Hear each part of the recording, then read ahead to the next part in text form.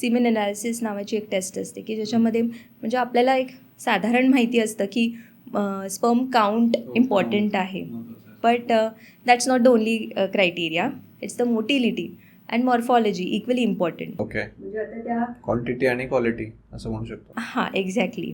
So एखाद्याचं जर समजा स्पर्म काउंट चांगला आहे पण मोटिलिटीच नाही. मोटिलिटी म्हणजे काय, तर त्या स्पर्मला वजायनापासून तर फॅलोपियन ट्यूबपर्यंतचा प्रवास करायचा, अगेन्स्ट ग्रॅव्हिटी जायचं आहे.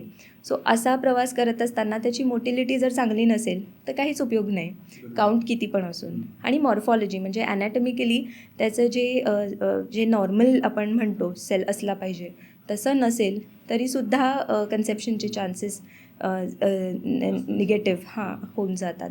सो आपण असे काही स्पेसिफिक टेस्ट ज्या असतात की सिमेन ॲनालिसिस असो, म्हणजे आपण हे आधी का सांगतो पेशंट्सना, कारण की आपल्याकडे हा वेळ आहे.